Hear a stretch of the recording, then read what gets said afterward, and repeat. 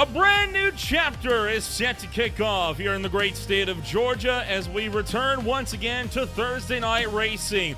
Welcome, ladies and gentlemen, back to the EchoPark Speedway, where this afternoon we open up season number 6 of the Highline Diecast Speed Cup Series. My name is Old Ramble alongside Derek Watson. We bring you all of racing action from tonight's season opener from beautiful Hampton, Georgia. Derek, it is of course a track that needs no introduction. It's been dubbed the third super speedway on the NASCAR calendar, and for very good reason.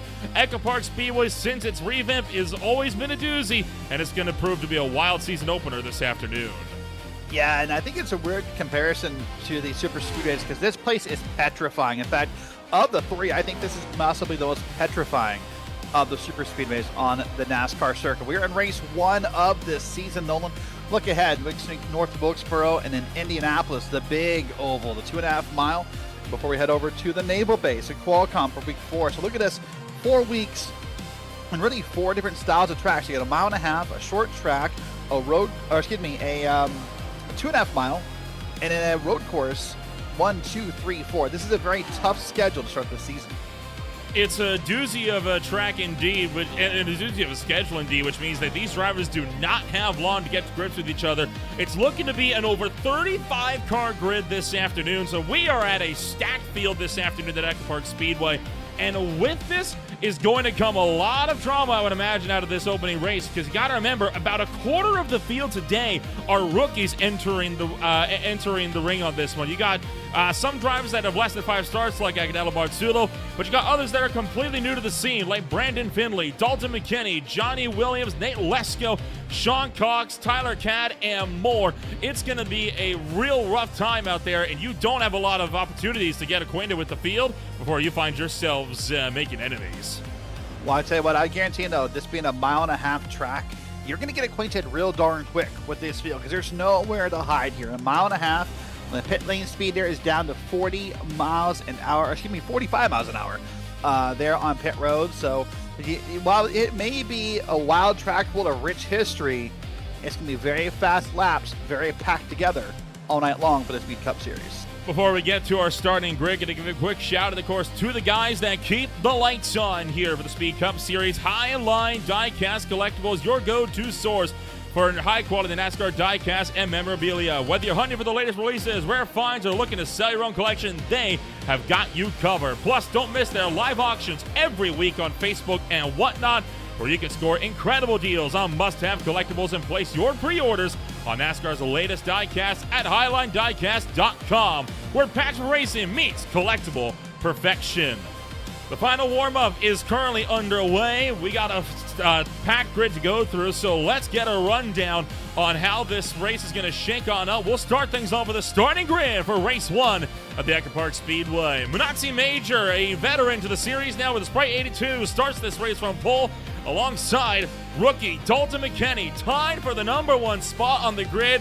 What a qualifying battle to kick off this season. Right behind them by 13 thousandths, it's Tyler Bowling and Quentin Xavier Sylvia, meaning Munatzi Major has got 3 rookies surrounding him on the front rows of the grid. Justin Mello will be down at 5th alongside Matt Schlosser sitting back in 6th.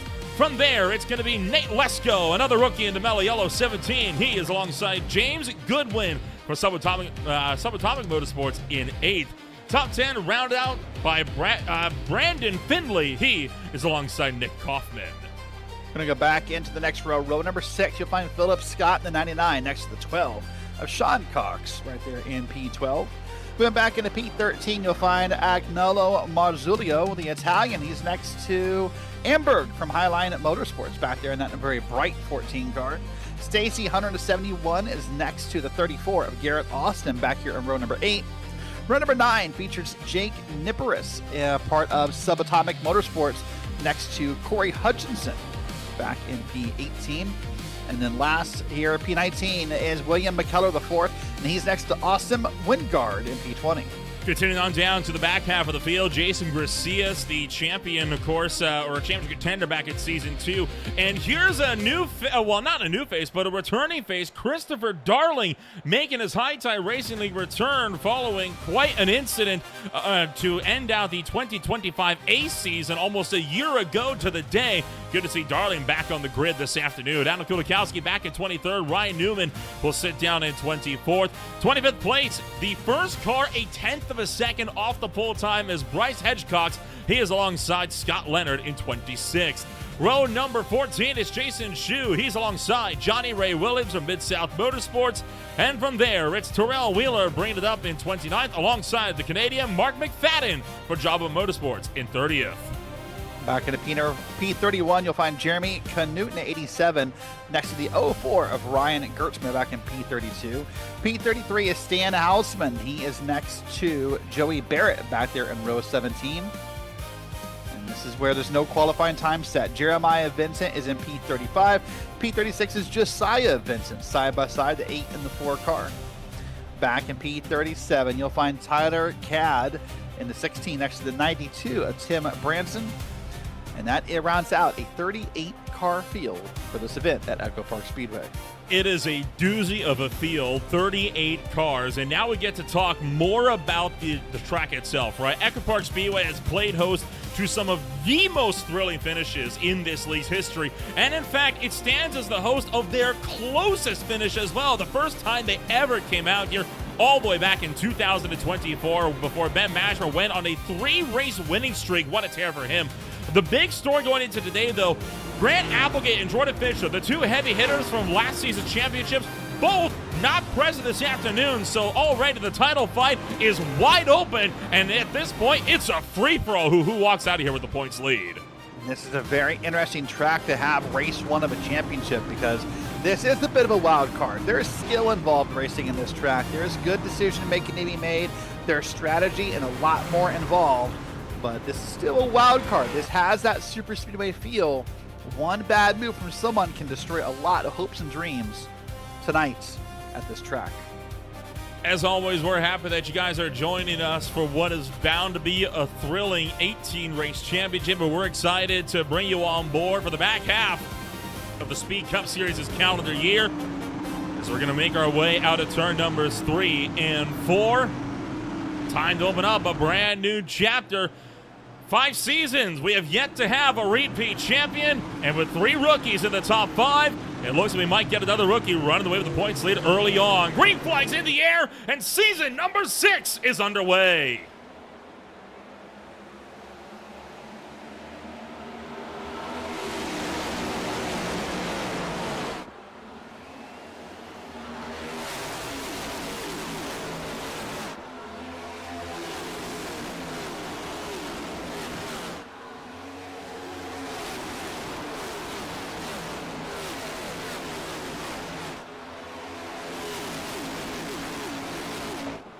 Coming out of turn number 4, already Manazzi Major pulling away, clear with the race lead. Justin Mello as well as Tyler Bowling tuck in line for 2 and 3. We're through lap 1 with all cars across the stripe clean. And we talk about how crazy this track is. Nolan, 1, 2, I think I saw 3 drivers stayed in their place in the first lap. The leader and 2 others. Everyone else swapped either up or down at least 1 spot inside these drafting lines. Bowling leading the top lane with the United Airlines number 25 Camry. He's got Nicholas Coate, the primary pusher behind him. Sorry, not Nicholas Coate. That is Nate Lesko. A few numbers being shifted around during the offseason. So Lesko alongside Brandon Findlay. 3 drivers, all of them, I believe, a part of the brand new Intentional Wreck podcast team. They're now leading the way up on the top side, down the back straightaway. Side by side, you see the top lane's about a car, maybe 2 cars back from that group on the bottom. That's Manazzi Major and Justin Malello. Malello in the iRacing machine, and the Manazzi Major up there as well in that bright green car, leading this pack around. So here we are now, coming through the laps, and these laps happen fast, by the way. We're talking 29, 30-second laps here. I mean, we're already working lap number 4. Stacy Hunter with a Game Glass Mustang going to get up and into the outside wall, but looking like all's well ends well for him as the rest of the field trying to see if they can keep that speed up. Agnello Martullo, middle of the pack. Of course, has been making some strides in the High Tide Racing League Premier Series as of late. Only 3 starts to his name before tonight for the Italian as he continues to log laps in the top 5 this afternoon. Agnello's been pretty active with green flags. He's also been active in the Blazing Puddles Truck League on Sunday nights. You can find here in the channel as well. So Agnello's been pretty involved in leagues we broadcast. 3 wide with 1 up the middle. That's the 48 entry. Dalton McKinney caught in the middle at the moment, unable to find a way to get to the bottom lane. He's got Finley up on the top side. He's got Austin Weingart down on the bottom. Good news is, unlike a super speedway, you don't really have the same sucker hole that you got to worry about, so he's able to at least stem the bleeding a little bit by side drive some of these cars up to the top side. It's Quinton Sylvia. And unlike the other super speedways, there's nowhere to hide here in the 3 wide. If you get 3 wide here, you are white knuckle holding the wheel because it is just difficult to sit 3 wide, especially through these corners or through this tri-oval right here, and not make some kind of contact. If you're going to go 3 wide here, you have to be going somewhere. You cannot sit still and be stagnant or things are going to get bad. Up to the top shelf. At 45. Whoa, hold on. Look out as up to the top side goes Mello. Major tries to follow. Major couldn't get up there in time, so Mello is going to be able to keep things settled on the outside line. Major leading away from the inside. That has checked the entire outside line up and made them lose momentum. And that may be what Major kind of wanted inadvertently, as it did slow that top lane a little bit here. And now Major's getting pushed by Philip Scott here. So they'll start to get that bottom lane working. This top lane can work, Nolan, but it's harder to do here because one of the key things no one wants to have happen for the most part, no bumping in the corners, please. If that's the mantra you'll hear a lot across iRacing this week, unlike maybe a Talladega or a Daytona, these corners are just a little bit more banked, a little bit more different. You don't like to be bumping. It's easier to get someone turned around. There's a spin on the inside due to contact to start on the outside wall. And that is Tyler Bowling, one of the rookies who has slammed the inside pit wall. No caution. We're going to keep it green. That has allowed the top 3 to get a massive break for the field. And now more trouble as Philip Scott gets shuffled into the middle groove. And Philip Scott is hurt, and he's hurt bad. That right front is feeling it right now. And I have a feeling, I don't think that right front's even connected to the race car right now. He can barely keep that thing going in the straight line. He needs to fall back and wait for the first caution if there is one, and to hope he can get that car fixed at a later time. But right now he's in the way. He needs to communicate to his competitor, say, hey guys, pass me high or pass me low. But let's watch the replay.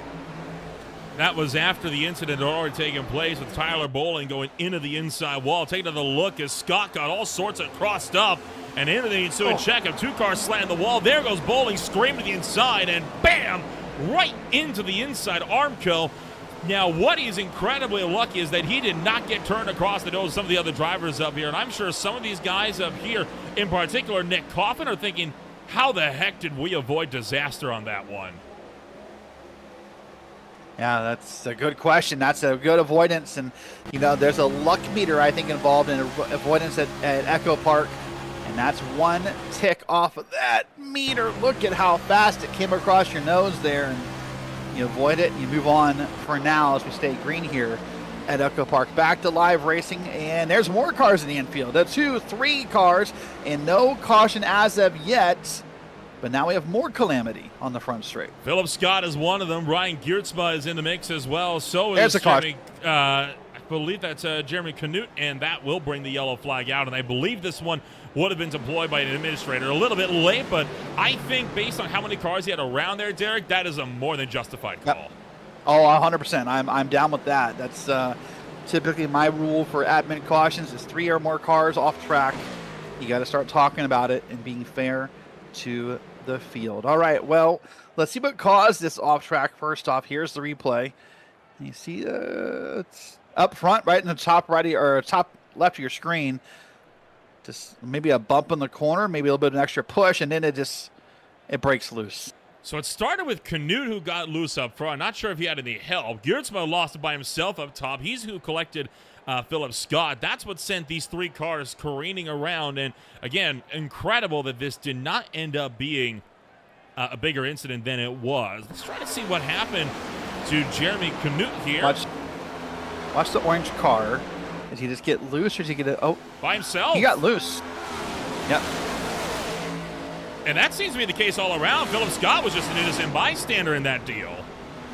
And to be honest with you, that's a little confusing to me. As someone who's turned a lot of laps this week in this car, the fact it got loose on its own is kind of different. I've not seen a lot of that. Typically, when drivers getting loose in the corner, it's from bumping and pushing and side drafting. So, all right, pit road is open for the first time tonight under caution here. And we're going to see a lot of cars coming down, getting at least gas. I think it's probably too early for tires, but we'll fill up these gas tanks. Well, Will McKellar doesn't think it's too early for tires. He's putting at least right sides onto his vehicle. The top 14 going to stay out on the racetrack, at least as what is now scored as the top 14. Everyone else is in. As there you see more drivers making their way out of the box and back onto the racetrack here. Bit of a split decision. Some drivers taking 2 tires. Quinton Xavier Sylvia has taken 2. Everybody else is either taking just damage repairs or fuel only from the looks of things. But like you said, a bizarre incident early on, and the track isn't particularly hot, only 91 degrees Fahrenheit. That's, at least by track standards, it's not cool, but it's not blistering. So you'd think this would be ideal. For Atlanta, Georgia, that is cool. Don't confuse yourself. For Georgia in July, this is a cool, brisk, almost winter evening here. Look at the temps here on your screen. 91 degrees track temp. You see 7:51 p.m. So that means the lights are going to be on. We'll be nighttime racing before all is said and done. There is a bit of a 9-mile-an-hour wind. Now, that wind would be blowing to the southeast. I mean, these drivers are getting a pretty big tailwind down the back straightaway entering turn 3. And you wonder if maybe when the wind turns to a crosswind in 3 and 4, maybe it was pushing on the left rear bend, and that's what sent them around. Yeah, I mean, it's hard to say. It could have been a little aggressive on the gas pedal. You know, this is not a flat-out racetrack typically. You do need to start lifting, and it could have been maybe just got on the gas too soon. Maybe you found a bump in the track. Who knows what sent him around. Well, we still have the iRacing pace car out here, though the lights are off. Munatsu Major has so far led every lap from the drop of the green flag. Major, a driver with quite a bit of success in the Speed Cup Series, has gotten a few wins under his belt. Has never really been in the championship contending position, but has shown that he does have the speed. So I'm curious what he's going to be able to do. And Matt Schlosser right now putting together one of his best outings running in third. Yeah, a lot of people up and down the field. I mean, Agnello Marzulio's up 11, as is Austin Wingard. Jake Nipper's up 11. Ryan Newman's up 14. Terrell Wheeler's up 17. Heck, Stan Houseman's up 19 spots. Lots of movers in this field so far. So there's a lot of people who are just want to push early. And heck, there'll be some drivers, Nolan, towards the bottom of that list of the standings who don't want to push early. They're back there on purpose. They want to maybe let a couple wrecks play out, let the field thin out, and they'll find their way to the front when it matters around lap 130. Coming back around to the green flag, iRacing pace car makes its look into pit road. And we will try it again as we enter the EchoPark restart zone. Green flag is out for lap 16 of 130.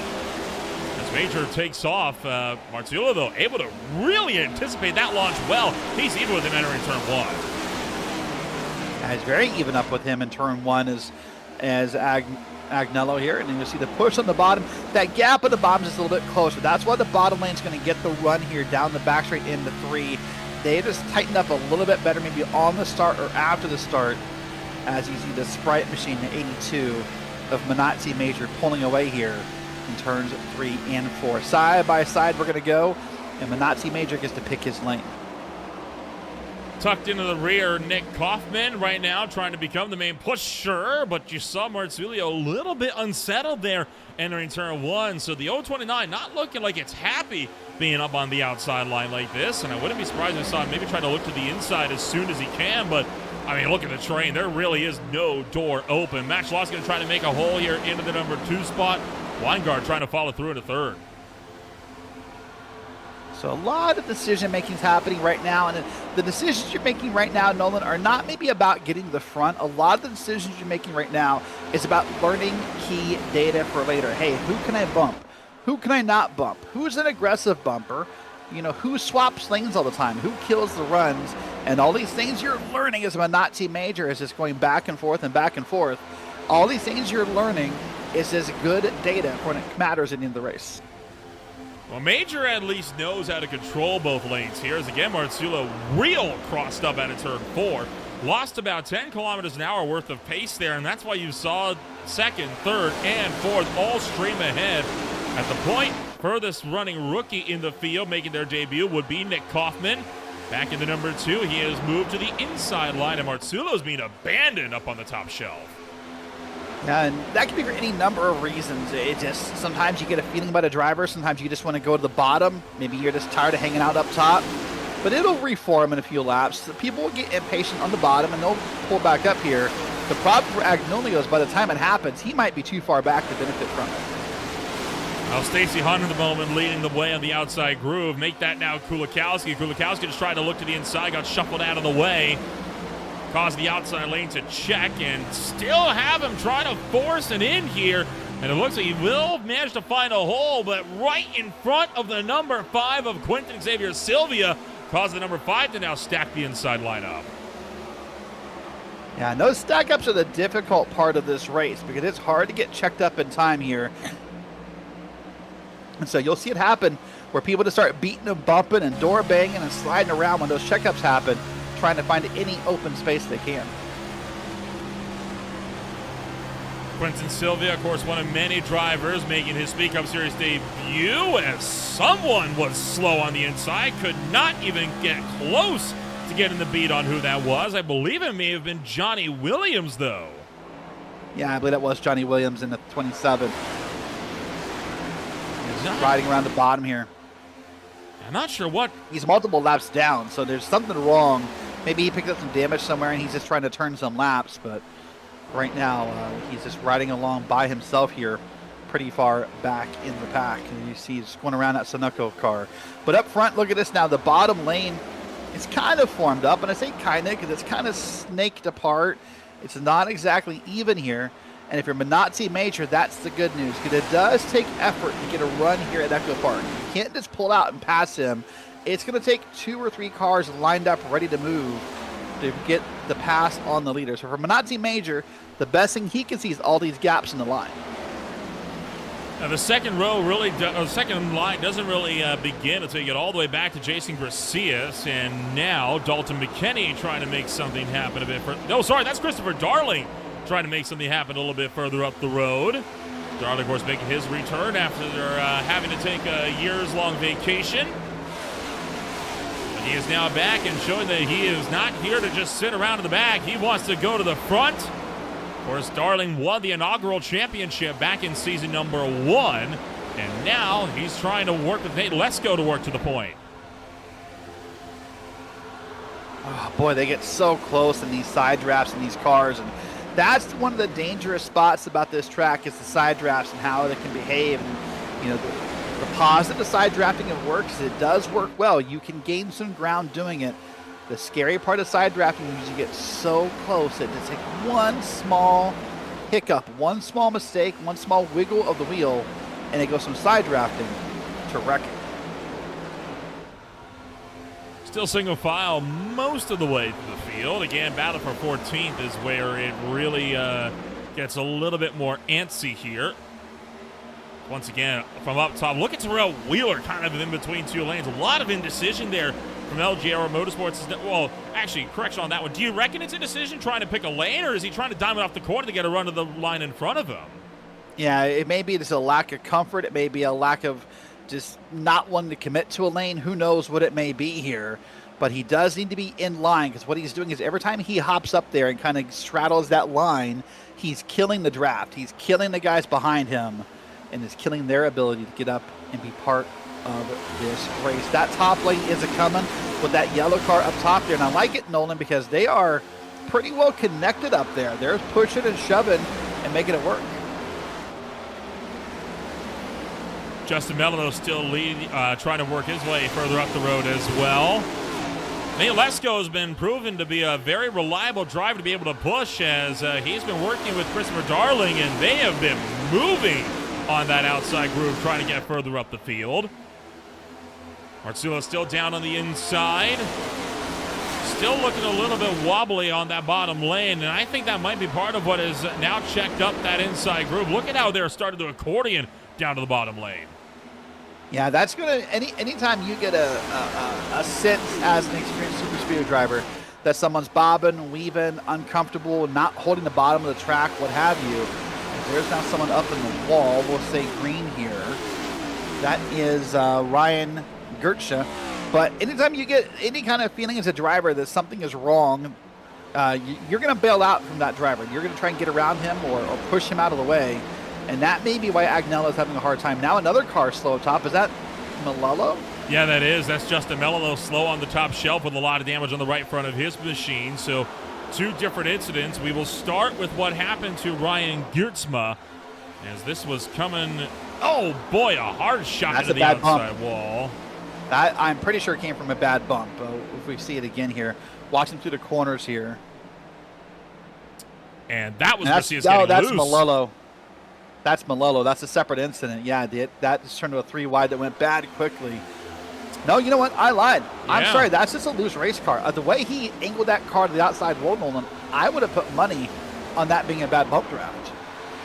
You and me both. I mean, usually you see a car snap around like that, it's because they've had some help, but I tell you what, I mean, these cars have not been lucky the outside line today. Anytime anybody goes out there, they get super unstable, and you have to imagine that is causing a lot of the indecision we're seeing from this field. Do you want to take that risk of going up to the top? Side trouble behind. Look out. Is McKellar going to go around? He's going to nose into the outside wall. Hard T-bone shot with the 87. Still no yellow. Now it finally comes out.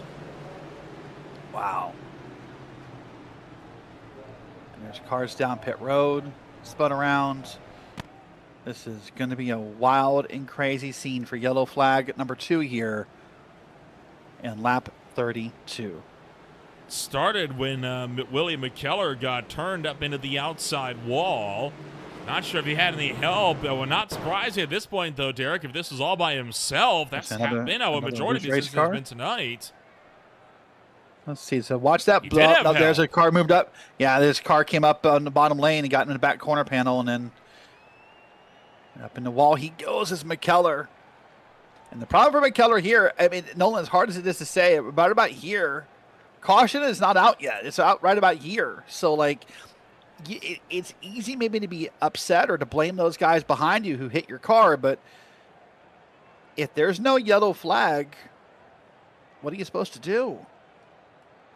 You saw several others, like Scott Leonard, go sliding into the infield grass. Adam Kulikowski managed to just barely slip through the middle. We'll have to get a look on board with him. Meanwhile, everyone except Tyler Catt is coming down pit road this time.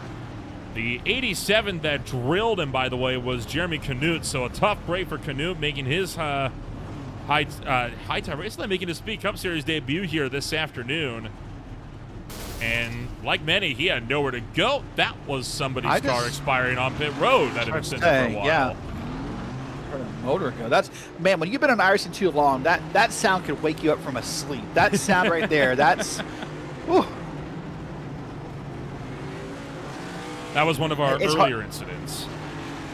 Yeah, it's hard to explain to someone who doesn't know that sound. It's a certain sound. Let's watch this incident again here. This is going to be with Canute here. And, I mean, nowhere he could go. He thought he maybe was going to go low and avoid the incident, and then McKellar came down. I mean, McKellar had nowhere to go. That's just where, you know, science is going to take you. When you go up the hill, you got to go back down it. Here's some Kulikowski. He tries to avoid it. I mean, again, there's nowhere to go. That's actually, I mean, of all things considered, you don't want to make contact at all, but that's probably the best you're going to get as far as making contact and still somehow avoiding most of the wreck. I believe it was actually, and it ended up being Kulikowski that actually shoved Canute into the 13. It was. He caught him with the right rear. And that's what that was the initial crunch that sent the 87 into him, and then you saw Jason Shu as well strike the outside wall. pretty wild scene, but all things considered, that still could have been worse. Could have been worse. A couple of notes here. Minazzi Major gave up the lead on pit road, by the way, because 2 drivers took at least either 2 tires or no tires. I haven't confirmed which yet, but the first place and second place, they were on pit road and off pit road much faster than Minazzi Major. Well, Nick Kaufman, I can tell you right now, took fuel only. Tyler Catt didn't come down to pit road at all. He's on 20-lap full tires out there. Oh, you're right. Yeah, you're exactly correct. Yep, that's right. So that's a beat. Now, here's a driver mindset that what's going through everyone's mind right now about Tyler Catt is simply this. Please don't spin the tires. Please, just we trust you. We like you. You're a good guy. But whenever someone's out in older tires, that's just your go-to mindset as a driver.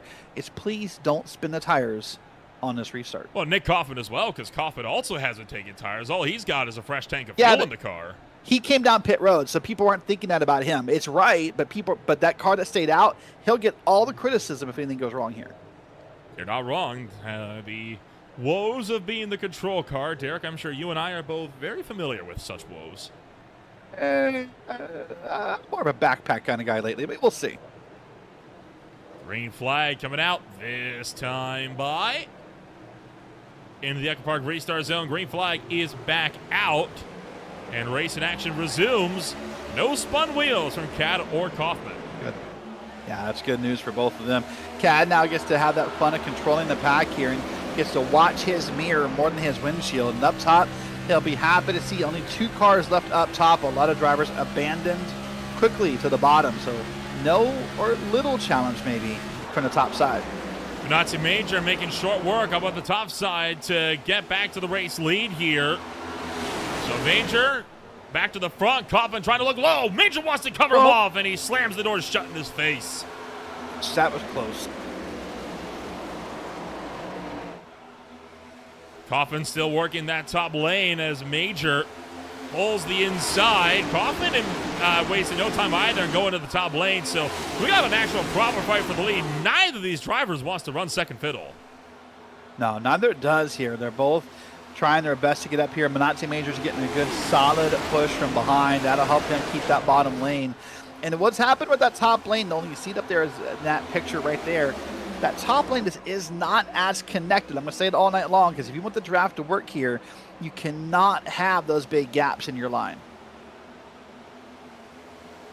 Got to take advantage of the runs where they come in. Right now, Ryan Geertsma holding the lucky dog spot after that latest yellow flag.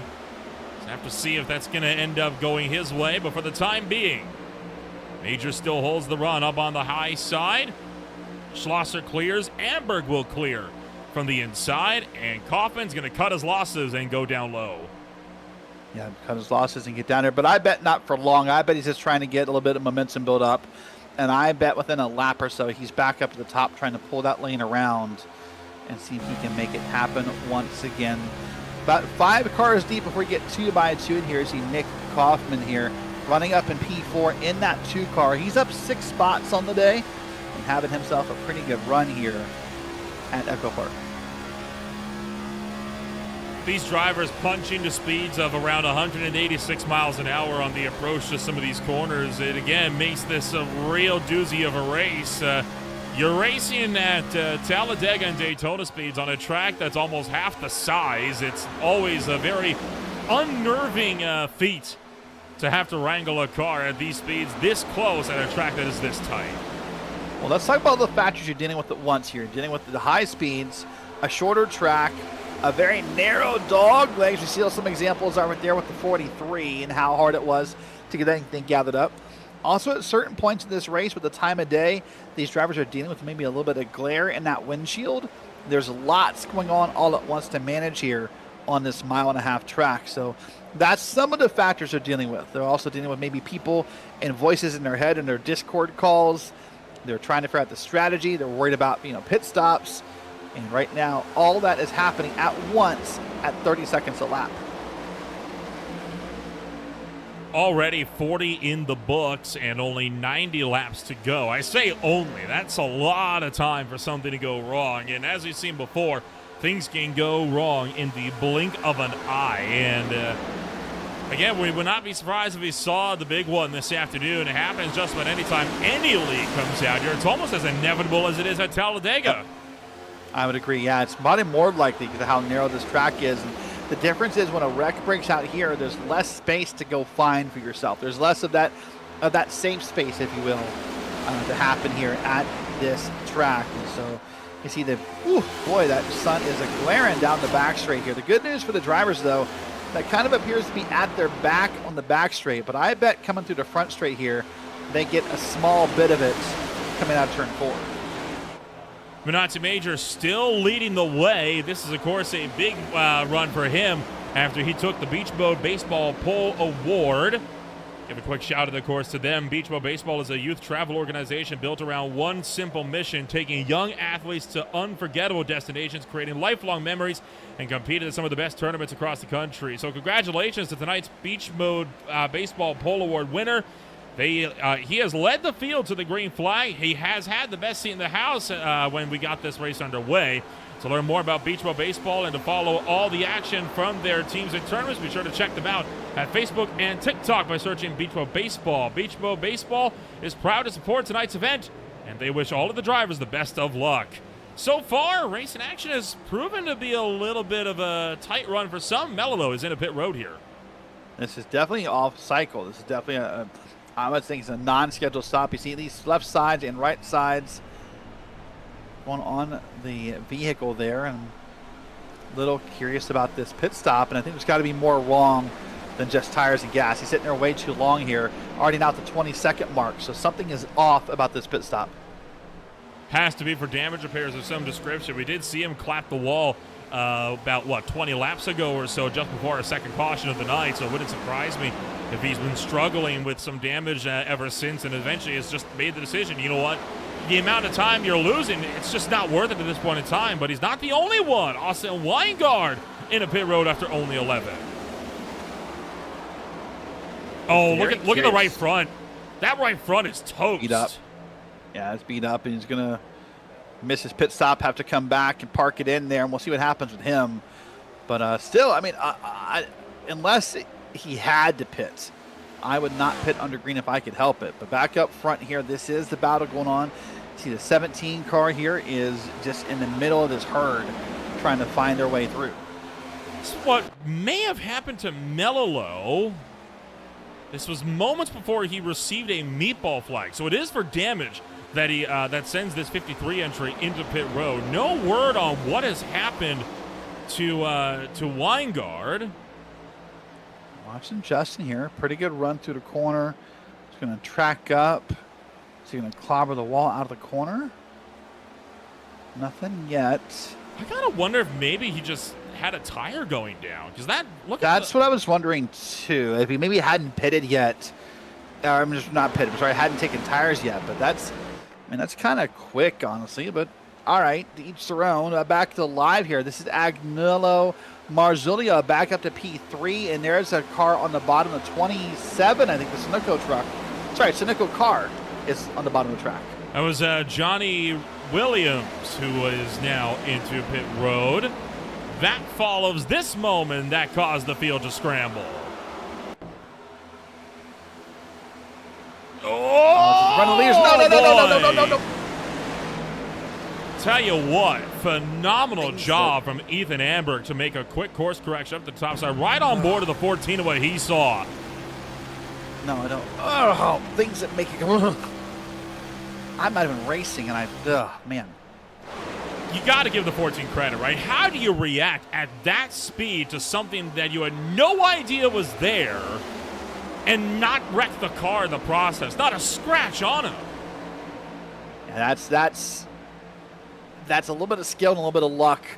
That's both, and that's not to be disrespectful. I'm just saying that you can't practice that too much, because if any move further, he would have moved up the lane to avoid that car.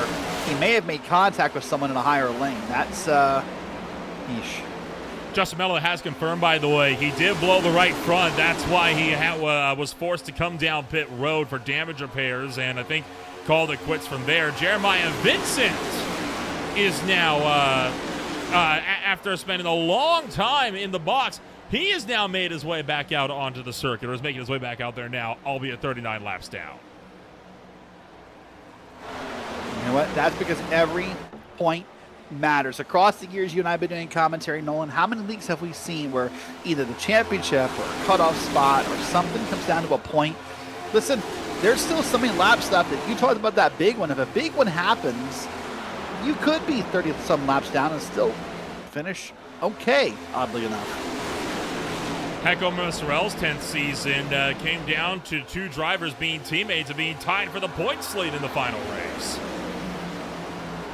Yeah, anything could happen across these leagues and with these point battles, so every point matters. But up front here on the top, you see Agnello Marzolio as being up front, and he's kind of being quasi-pushed around by the 14 car. You know, I got to ask this question to you, Nolan. I asked this a couple weeks ago in the Blazing Pedals League, and I got a kind of a non-committal response. Agnello, from the races we watch across Blazing Pedals, High Tide Racing League, and now here in the Speed Cup Series, those look to be like iRacing stock paints. Oh, boys, it's almost up on the wall. In real-life NASCAR, we used to have the rookie stripes on the back of the car to indicate someone's a rookie. A, do you feel like the iRacing stock paint is kind of the, like, you know, version of the rookie stripe? And B, do you think that makes drivers nervous to see someone who still has their, like, stock paint on? Do you think is that weird to ask? I wouldn't say so, and the reason why I say this is actually from another driver from the league we used to cover here, SRA, Zane Bailey. Bailey runs a default paint, and not even like, he runs the default paint, like blue, pure blue truck. And you look at Aaron Smith, right, with the yellow vision car. These drivers are champions in some league, multi-race winners. I don't think a paint necessarily dictates, you know, what you can expect from a driver, unless it's a Red Bull paint scheme.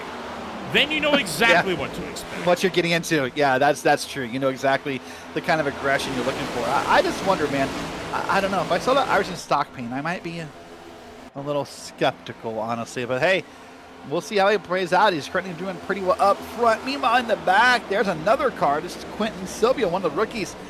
He has ticked off a groundskeeper. Could be worse. He could have dug the car in and made the groundwork even harder. He just gave it a little bit of a premature haircut. So. Haircut's the topic of the day at Green Flag TV. It certainly is. I was surprised to see that question coming from you, by the way. Okay, I'll bite. Why? Well, I'm looking at your own picture here. You barely have any hair. Yeah, no, I usually don't. It's been 90 days since a haircut, buddy. I'm due. I'll put it that way. I'm ready for a haircut. Yeah, every Thursday at Green Flag TV, we do a fun question for the staff, and today's question was, how long is your hair, and when was your last haircut? A couple surprising answers. We saw some people, I won't name names, but we saw someone say their hair's down like below into their back area. That would be the worst. I could not. Oh, you and me both. On that, we finally agree on something. Yeah, took only a couple years. Only a couple years, but we finally found some common ground. We may not have it in the entertainment industry, but we certainly have it on hair choice, apparently. Manazzi Major certainly do. Still working the top side. Garrett Austin has taken over leading that inside group as well for the Gold Octopus Motorsports 34. Manazzi Major's moved to the high side of this track, by the way. He's now up ahead of Agnello, and they're trying to get this race on around. I think Manazzi is comfortable on both lanes. We saw him kind of doing the old Dale Jr., back and forth earlier. Manazzi is one of the few drivers I think who's comfortable on every part of this racetrack. There he is, back to the bottom. Oh man, and they're going to be 3 wide, I thought, but nope. It's because that car second in line backed out of it. That red, black, and yellow car, that's the 40, as that says. I can't tell from here. 400, yeah, Matt Schlosser. 400. Yeah, Schlosser cut Austin a massive break there in turn 3. Yeah, and then I just heard Garrett Austin yell, "Not clear" to somebody. So you can tell things are getting tense here. And the reason why this does get tense, by the way, I kind of talked about this earlier and I forgot. With these lanes, what happens is a single checkup creates that accordion effect. But it's so powerful here, man. It's so strong, that accordion effect, that it ripples backwards really quickly. And that's why people are bobbing and weaving. It's not always because you want to. It's not always because you can't hold the car. It's because you sense a small tick of a movement somewhere else, and you're trying to find a piece of clean racetrack. Any clean racetrack is good clean racetrack, and it's hard to come by in a race at tracks like this. You got Marzullo, who has still been running his way up to the front, and I think this shows the biggest difference to the type of quote-unquote plate racing you get here at EchoPark versus what you get at Daytona and Talladega. The running order remains virtually unchanged. Sure, there's a few position swaps near the back, but up front, the runners here never change. You don't see the rapid-fire position swaps of drivers moving up and then dropping back like you do see at Daytona and Talladega, because where are you going to do the shuffling at? Right. Well, and a weird thought about this track is that I think part of why you don't see some of the big runs and the big moves and the shuffles, we're now going to go around a lap car here, is because compared to, they say, either Daytona or Talladega, watch this back straight here. Let's see, about 1, 2, 3, 4, 5, maybe 6 seconds, and you're back in a corner. That's not a lot of time to plan and strategize. Think about being down at the super straight on Daytona or being back on the back straight at Talladega. You're going to an eon amount of time to plan and strategize and move lanes. Here, there's no time to ever stop and think. You're always doing something at EchoPark. You were mentioning before the glare that these drivers might be having to contend with as the sun sets behind turns 1 and 2. That sun has dipped now behind the grandstands, so it looks like we are just about ready to turn on the lights here and go racing into the dusk. EchoPark Speedway is, of course, featured a number of night races here with the Speed Cup Series. Some races exclusively at night. I think this is one of the first proper day-to-night transition races that we have seen from this league. You know, isn't it weird to think that we're so spoiled in iRacing in the sense that, I mean, it's only been less than 10 years that we've had the day-to-night transitions at all. Remember, we used to do races where it was just all day or all night, and you had to make that decision. But here we are now living in a world where this day-to-night transition is possible on the service here. And Manazzi Major's leading us around. He's waiting for the lights to come back on, or to come on, I should say, for the first time tonight. And up top, that's what it is. Every time that car second line bobs up high or bobs down low out of the lane, they're killing the draft and are falling further and further back.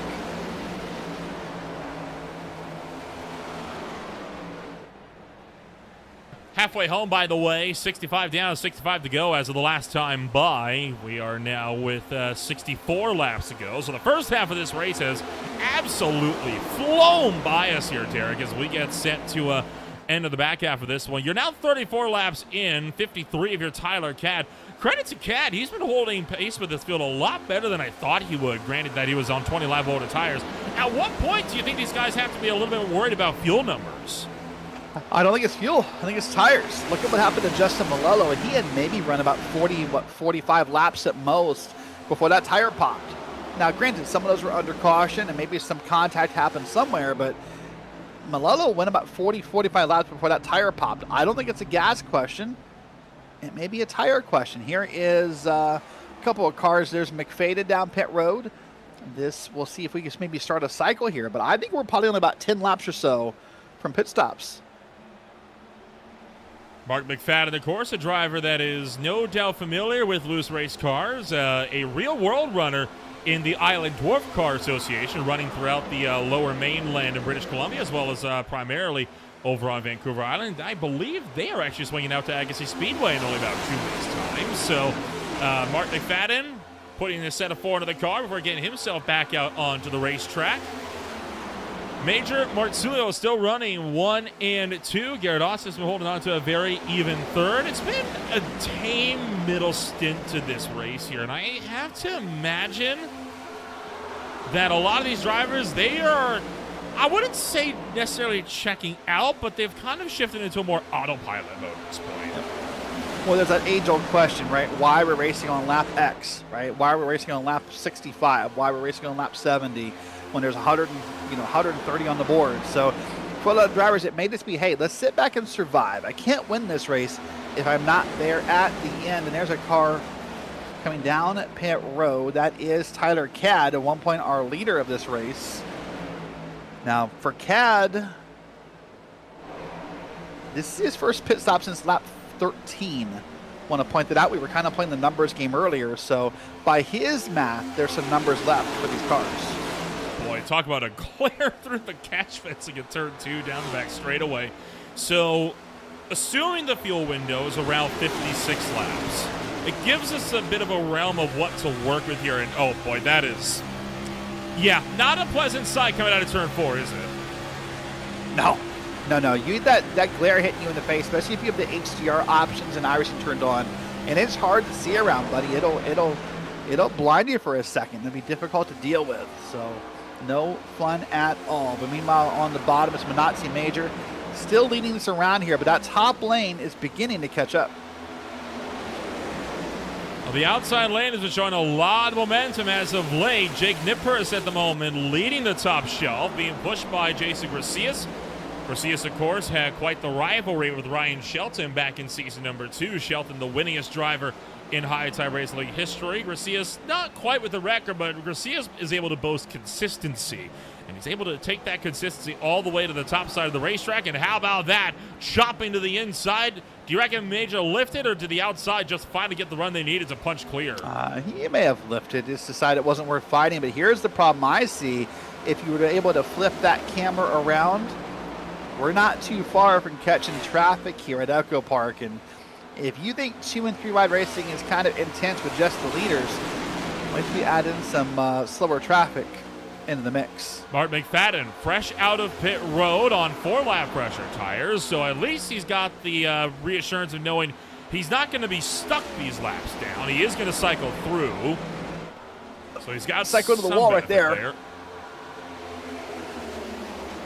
Yeah, that's it, provided he keeps it out of the fence. So 2 laps down now goes McFadden. He was only 1 down, but with the amount of speed you lose around here from the pit entry and exit, you're pretty much guaranteed to lose at least 1, maybe 2, depending on where you sit in the field. And yellow. It's for Shu. I'd have heard, yep, on the front straight. And if you're Mark McFadden and you're frustrated, that couldn't have come about, what, 10 seconds sooner? Yeah, no kidding. Now he is going to be stuck 1 lap down, and whoa! Another loose race car, man. That came around real suddenly. You have to imagine, was he already loose earlier in the corner? And it's always that same spot, isn't it? Well, watch this. I think it's been that same spot on that corner every time we've come around here. It's towards the exit of 4.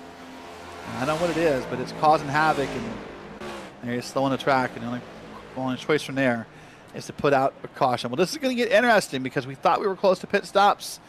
Let's see if that happens. Yeah, I guess everyone will probably be down pit road this time by. Ryan Giertzma going to take the Game Glass Lucky Dog this time by. Game Glass turns your phone or tablet into a custom control panel for your favorite sim games. Star Citizen, DCS Flight Sim, or iRacing, you name it. No more forgetting keybinds, just tap and fly. Try it for free at GameGlass.gg or use code Hunter71 for 10% off of your subscription today. So Giertzma will get the wave around for Jabo Motorsports, while everyone else, no surprises here, is in a pit road. No, I'd say the only cars that stayed out here are the ones that just pitted under the screen flag, and they're trying to get a lap back at this time here. But this will be a busy pit road because, I mean, we're now on lap 76, so that leaves us about 50-some laps to go. This could be our final full pit stops.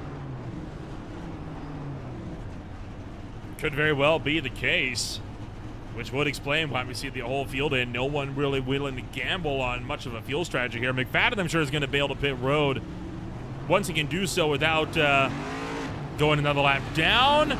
First in, first out for Jake Nippers. He leads the field out, and they exit as they came in.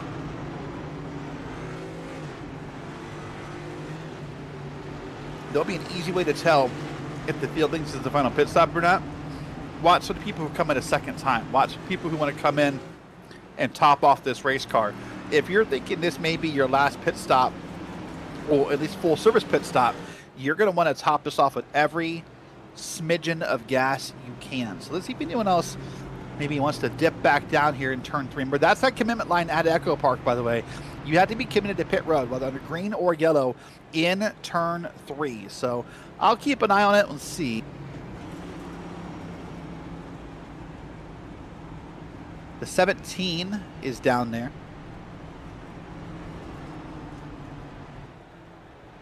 Well, a couple cars commit to coming down pit road.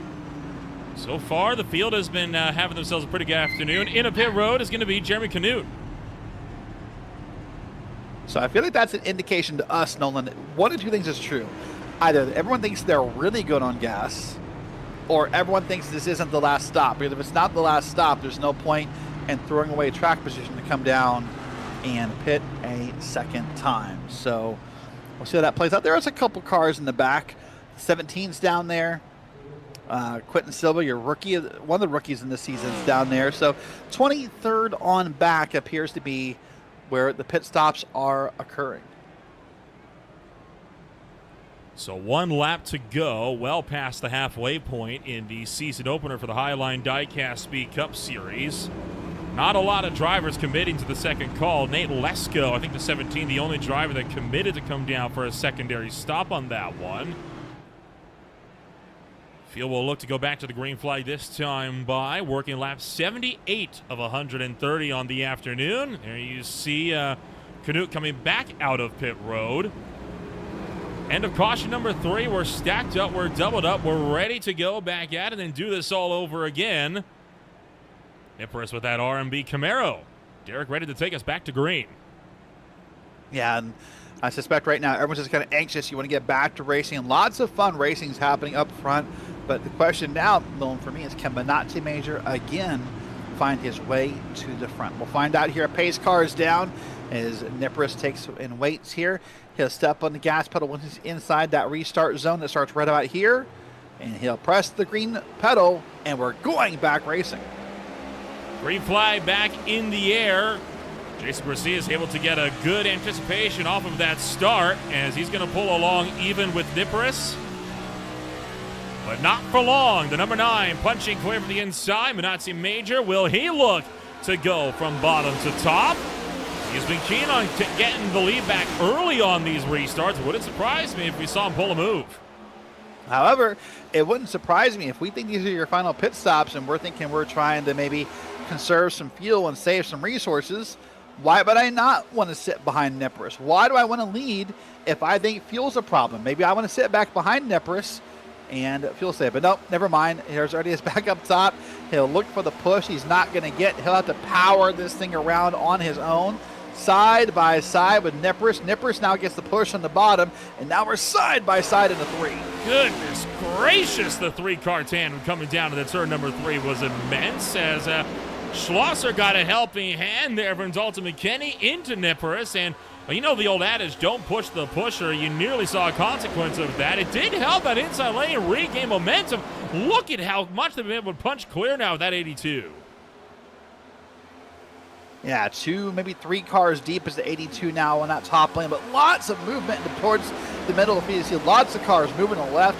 Some have to get maybe temporarily below that red line and keep themselves gathered up here. And now everything for the moment seems to have gotten back together. Frantic, nervous, exciting, and anxious, I think, are 4 words that probably describes the driver mindsets today. James Goodwin now the driver alongside with Minotzi Major as that inside lane showing a lot of speed early on, and Major not showing the offensive charge up on the top that I thought we might see out of him. He's been so good at controlling the lines, and I don't think Garrett Austin's keen on working with him. And now Major knows that he's got to stop the bleed, and he's trying to find a way to get back to that inside line, and everyone fans out through the quad oval. That was a great move by Major. Major had no intent, Nolan, on staying on the bottom lane. He purely got in there to maybe pull on that draft a little bit and then try and swing it back out and use that momentum. It didn't work, but I love the way he tried to make it work there. He tried to see if he could, power his way forward. But with no one else wanting to do it, it's just one versus the world for Minotzi Major.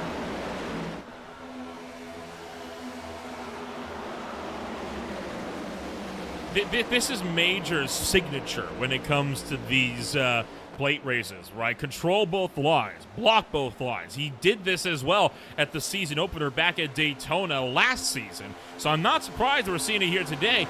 And when you make moves like that, we say it often, right? Race car drivers, they might not be the best at some things. One thing they are good at, they got real long memories, especially if you're going to pull some stunts like that. Oh, yeah. Yep, we have great memories as drivers when it comes to what happens inside the car. Who bumped who cut who off, who made a bad pass. We'll remember, not just for days or weeks, seasons. We'll remember that stuff as drivers, and we'll put it away somewhere. We won't maybe make it obvious we remember, but we'll find a way to get even. Usually you can tell when there is some history, and this extends to the real world as well, right? I mean, look at how many situations in the real world NASCAR Cup Series where you've had drivers that have waited years for the optimal payback just to make it sting that much more. Yep. And the key words are plausible deniability. If you're going to do something stupid, make sure it looks stupid. That's why it's not intentional. Oh, sorry, just got a little wide in the corner, just got a little heavy on the throttle, just whatever have you. And you can make a point without having to make a scene. Huge checkup on the inside line, going to give a lot of momentum back to the top shelf. Stan Hausman now leading the way with a Highline Diecast 39 Camry up on the high side. 44 laps to go, and something's going on with this inside groove up at the front here that is causing a massive stack up at the front. That outside lane is gaining speed and fast. I think it's everyone has moved up. I mean, remember how shallow that top lane was, 5 laps ago? Now compared to all the cars up there, they came from somewhere. They came from the bottom. And every time you pull out a lane on the bottom, you are killing that run on the bottom, and then you're making a better run up top. So as we ride on board with Ethan Amberg here, you see his point of view from the cockpit of what he sees here. He's just kind of stuck in line. And this really is, Nolan, to me, the most terrifying thing that can happen to you in a way, because you're stuck here. Like, no matter what happens next, you're just along for the ride. Drivers high, low, up front, behind as Matt Schlosser gets a little bit close. Comes within inches of the door of Stan Hausman. Also have that the 87 still laps down, mind you, for Jeremy Canute. 7 down, trouble around. Gonna go Stan Hausman. Huge crash on the back straightaway. This is going to be the big one. This is the big one. Hard lick to the inside wall from Melilo. That's everyone. Oh, that's like a hand grenade went off. Well, we knew it was coming. It happens every time we come out here, and in the back straightaway, dramatic fashion, often one of the more devastating points for it to come about. This started with Hausman getting turned in the middle of the straightaway. Yeah, watch up top on this lane in the replay here, and there's Hausman up top, comes out of the corner. A little bit of contact, gets up in the wall. It's going to get maybe a small bump from the lap car, too. Yep, there it is. And Hausman just went back up the track, made contact, and it just, all hell breaks loose. Oh, my goodness. Melilo absolutely smoked the inside wall down there. You saw him lift up on 2 wheels at the live shot. That's got to be, what, a dozen cars? There's nowhere to go. There's no way through this. That's top to bottom. We use this term sometimes in road racing. We call them full track blockage. If you had a dictionary of racing terms, this picture in a second could be used for the definition of full track blockage. Watch this again. I mean, they go down the track. Maybe the top's open. No, let's come back up top. It's top to bottom. It's blocked. Look at this one from up in the air. See if anybody escaped this melee. I don't think there's like really anybody. Front 4 cars, front 3 cars. But look on back. I mean, no one. How about Major down low? Major managed to make it out of that. Get a look on board with him. Just watch what he sees. It's going to be probably a little bit of holding his breath through the corner here. In a moment, we'll see the car start to spin. He gets down. Oh, it just parted for him. And then he just kept right in it, and away he pulls. A violent crash on the back straightaway puts this race under yellow flags for the 4th time tonight. And an absolutely brutal shot, by the way, for Justin Melillo. Watch as that car fires across the racetrack hard into the inside wall, and look at how close, Derek, this car goes to turning up on its lid. Would not be the only time we saw that. Jesse Gordon at Kansas did that last season. That is kicking a man while he's down. Melillo already had the bad night with the blown tire, was already laps down, and then from here, just gets involved in this big wreck, and boy, oh boy. Well, you had to imagine if we had a list of cars, it'd be easier to put it easier and shorter to put the cars not involved in this wreck on the list, I think. Yeah, no kidding. You got McKinney, Nipris, Schlosser, Marzullo, Major. I'd argue maybe Amberg and Barrett based on the fact that their cars are clean. That's about it for drivers that made it out of the mess. A rough ride. And some drivers will have to watch this race from the sideline. They might want to get a drink after this one. And what better way to get that drink than to hook yourself up with Beer Street Journal, one of the largest online collections of original content dedicated to covering beer culture, education, and the advancement of the beer industry. With thousands of articles, millions of unique visitors, and exposure in over 200 countries, Beer Street Journal is paving the way to enabling category growth, engage the broader consumer base, and promoting better tasting beer for years to come. BeerStreetJournal.com, the best in beer.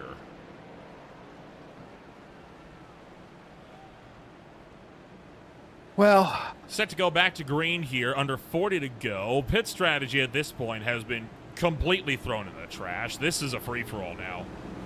Well, so now the question is going to ask here as we go green here in about half a lap is going to be who has what power left in these cars, right? Just because we're all on track doesn't mean we're equal cars. I suspect as this restart happens for the first 2 or 3 laps, you're going to see some drivers start to pull away, and maybe some drivers have a hard time getting around because someone's going to have some damage here. Maybe it'll be engine damage, body damage, or what have you, that's going to slow some people down. So this will be a very interesting restart. This will kind of give us a guide as to who has what left. Dalton McKinney, series rookie, making his debut this afternoon alongside Jake Nipris. Nipris has opted for the top lane for the restart. 39 laps to go. Back into the EchoPark restart zone. Racing action back underway at the EchoPark Speedway. And all things considered, it's a miracle we have this many cars still on the racetrack. Yeah, I would agree with that. Nipris, by the way, did not get the jump he wanted here. He has surrendered the lead for the moment to Dalton McKinney. McKinney's going to pull away with that orange and green machine here out of turn number 2. And then we'll see how this fares out. He's trying to get his run up top, but it's just not going to work yet as Nipris. Back up to speed in 3. Marzullo trying to push Nipris through the corners, and we talked about this right at the top of the show. You can push vaguely in the corners at Daytona Talladega. Can't do that here. Marzullo, I don't think, got the memo. I would agree with that. Or, hey, the memo's gone out the window. We're 37 to go. We're just about to almost lap 100 here. At a certain point, you've got to be allowed to pick up the aggression. You've got to be allowed to maybe make a move that you weren't wanting to make before. As we look on board here, and we see up front, if you look at the cars, you'll see some different body damage, some different speed issues. You'll see these gaps in the line. That could be because these cars can't keep up in the draft. Jake Nipris continuing to hold on, and Marzullo abandoned from the top shelf, cuts to the inside. Nipris tried to follow, but with the last-minute bump that Marzullo gave, Nipris effectively almost went into the outside wall. Now McKinney going to push the 82 up the racetrack. Minazzi Major, man, wasn't it just like 10 minutes ago we thought he was in the back of the line and almost out of this? We're 3 wide with a car under the red line. That does not appear to be an issue in the Speed Cup Series, but that's an issue. That's a big wreck. That's like 7 wide into turn number 1, and caution is out for the 5th time. That's the big one, part 2 at the EchoPark Speedway, as yet again, racing action is going to be brought to a swift halt from that one. So again, a huge tough break for the field as we cannot escape the trouble. It went green for so long, and we seem like we are entering the stop-start fashions that these types of races can be known for. Well, let's watch it here on the replay and see where it all starts. We were watching a moment where we thought I saw someone below the red line and racing, and then there's the beginning of it. It started what with Amberg. happens here? It was Amberg down low, and I think the field it's was stacking right? up, oh. and oh my goodness. And that yellow car just came up way too high. I think that was Corey Hutchinson that came up to the top. So you can see Ryan Newman was already crossed up, just trying to avoid. Not nearly as big as the other incident, but still a few hard shots. Jason Shu plowed into the door of the number 2. There goes Geertsma sliding in. He had already had a couple of incidents go wrong for him tonight. Just one thing leads to the next. Yep. I mean, I get reacting because you're nervous about what's going on, but I think it's too big of a swing for that yellow car. And I mean, they're 7 wide right there wrecking. So anyone who wasn't wrecked before, the list just got shorter, by the way. Yeah, effectively on that one. So up front, right about there, was the 19 that got hooked with the 2. Big time into the outside wall. And so we find ourselves under the yellow flag again for now the 5th time here tonight. The action continues, and it is going to get even more intense. We're going to take ourselves a step back. We return. Racing action continues at the EchoPark Speedway. You're watching the season opener of the Highline Diecast Speed Cup Series on Green Flag TV. Stay with us.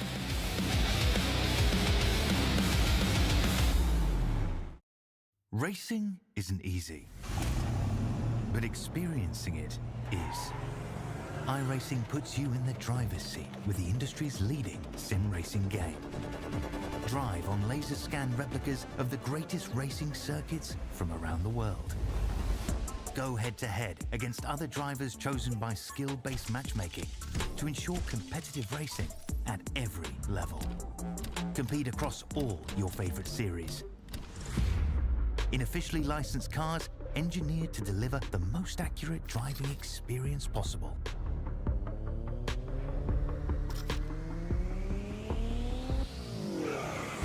Join a race or host your own with players from across the globe. Race against the computer or in a league with friends. Feel the thrill behind the wheel. Visit iRacing.com.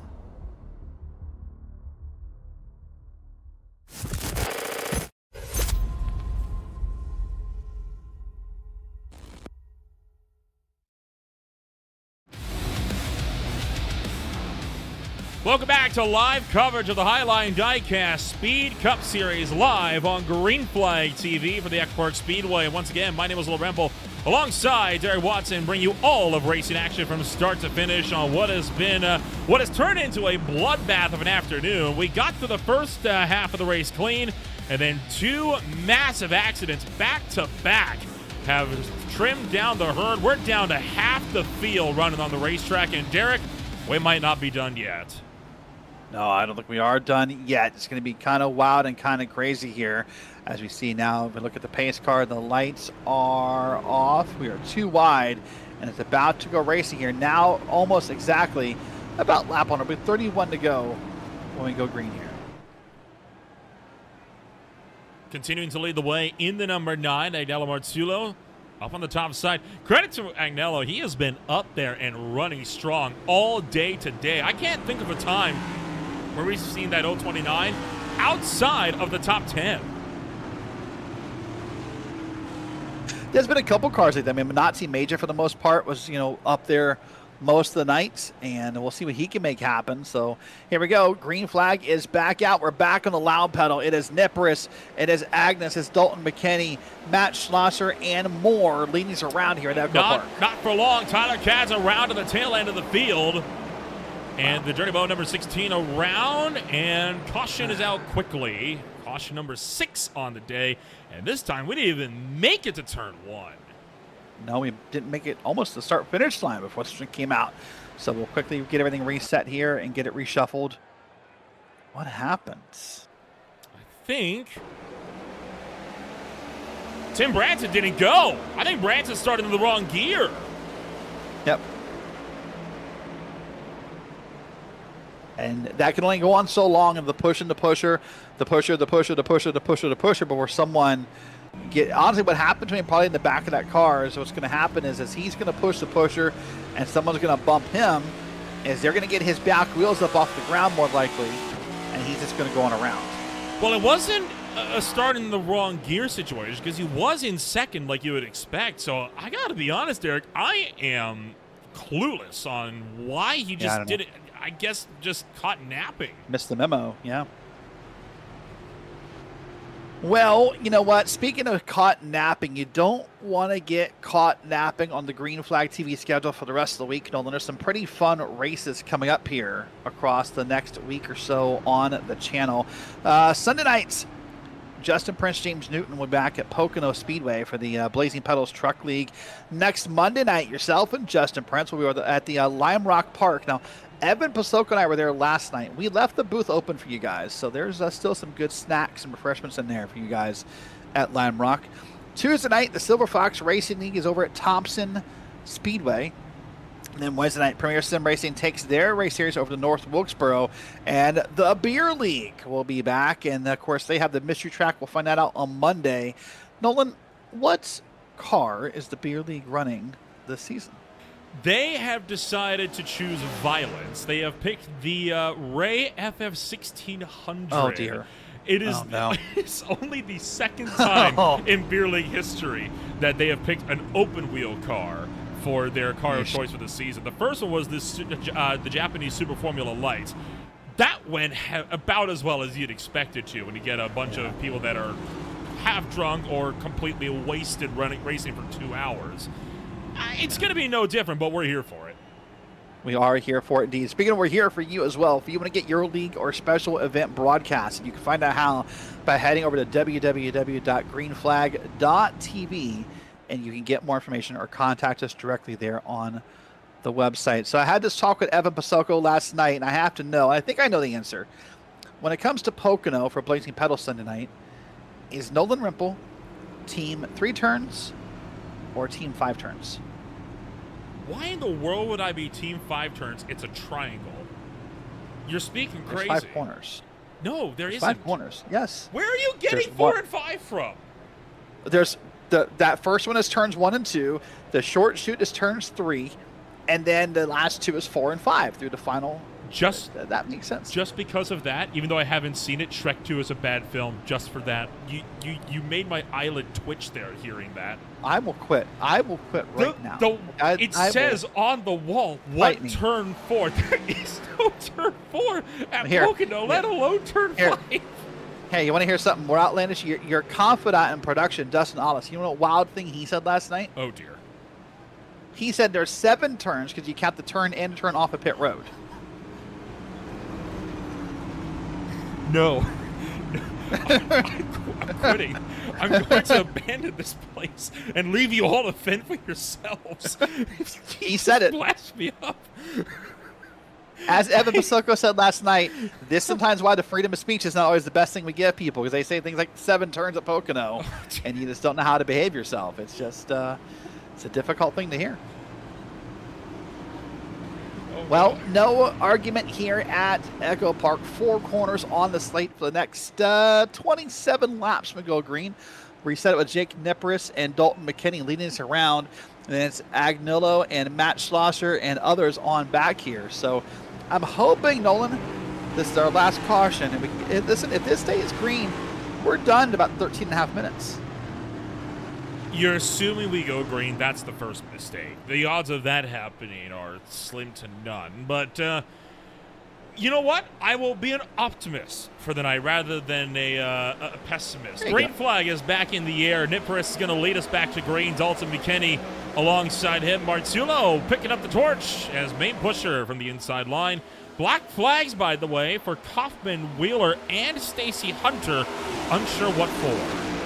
Yeah, we'll see if those get fixed or cleared or what have you, as there's been some confusion, I think, from these multiple caution periods. There's Schlosser moving up top, by the way. He wants to lead this race. He's got a bit of drafting help from that top lane. They're now 4 cars deep. This run could go somewhere. Oh, boy, a huge strike to the splitter for Nipperis as he hit that transitioning coming into the quad oval. was able to at least not lose the back end. It's better than some that we've seen on the afternoon. Joey Barrett still in the fray, back in the 5th place spot. Nate Lesko, one of the rookies, having a good afternoon. Joey Barrett, by the way, plus 29 on the afternoon. Oh, hold on tight, guys. That car's going to stay on the bottom. And that was the best thing he could have done, was getting on the bottom apron. And I think we'll be okay here. At least through the corners, maybe. That's the 21 car on the bottom. That's a 2 car on the bottom, holding on here. That's Nick Kaufman. That little piece of graphic on the side of the car there got me. But no, that's the 2 car there. Sharp end of the field. Matt Schlosser for the first time tonight, and for one of the first times of his Speed Cup Series career, going to log some laps at the top step of the podium. So the number 400 having a good outing. Of course, Schlosser, another former contender, another contender of a former league that we used to broadcast here on Sunday nights, making the jump over to race this here on Thursdays, has been trying to put in the work to become a front runner over the last year or so. Good to see him finally getting all that work paying off as he now leads the way for the EchoPark Speedway. All right, having a great runs here. 2 wide, both lanes. I'd say about 5 cars deep here. So the top 11 cars, at least all the way back to the 45, are stuck in this draft here as it gets bunched back up yet again. Now we have Schlosser and Nippers trading lead.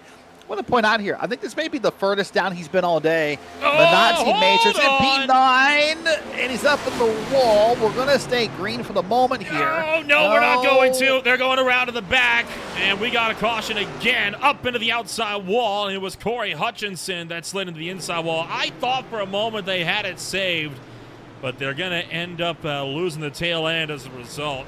Man, they really gave it everything to get that underneath them. They almost had it. Almost had it. It was either called it a really long save or a really long wreck. I think it's like a glass half empty, half full kind of analogy. But let's watch and see what's going to happen. It starts towards the front. This car sliding around here. It started up front. Yep, right there. See, the Agnello got into the side of the orange and green car. They start checking up. You see, oh, Major got put up in the wall. They start spinning behind it. And there's that car, turned sideways up the track, and that's your caution. And Marzullo, by the way, lost it again on the front straightaway after the fact, so it ended up being a bit of a double whammy for Marzullo in all of this. Take a look back. This is the 029. This is at speed in 3 and 4. You see him, he just got hung up on the transition, and he couldn't gather it up in time. Agnello's going to be through the grass. Gets it slowed down and stopped.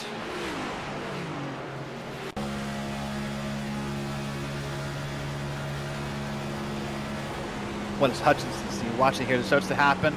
Backs it up a little bit. And he either got bumped or maybe that stabbing the brake pedal turned that car sideways a little bit. Up in the wall he goes. I feel like he got some help in all that. It wouldn't surprise me. You can't fault the drivers behind either, right? I mean, in a mess like that, good luck avoiding any kind of contact. And that kind of stuff right there, that's why drivers don't want to pit in these races. That's why you want to stretch the fuel every mile you can. Because every time there's a wreck, the further up the field you are, in theory, the safer you are from that wreck. Not that we've not seen wrecks at the front, or not that we've not seen weird wrecks that kind of move their way forward, but in theory, the closer you are to the pace car, the further you are from the wreck. So this race will restart with under 20 laps to go. And I got to be honest, I got no faith that we get to the end of this race without another yellow flag. I mean, we talked about before, we're whittling the drivers down more and more. I don't think we took any DNF casualties from the latest incident, but we're getting up there. As, more drivers encountering issues on the afternoon. Tonight's race is also being brought to you by the Gold Octopus. The Gold Octopus is a unique fashion accessories brand where music and style come together. The Gold Octopus creates handcrafted handbags and accessories inspired by the world of music. Whether you're headed to a concert, traveling, or looking for a statement piece, race. With the story behind it, the Gold Octopus delivers original designs that celebrate creativity, craftsmanship, and individuality. You can find the Gold Octopus on Instagram or go to www.thegoldoctopus.com.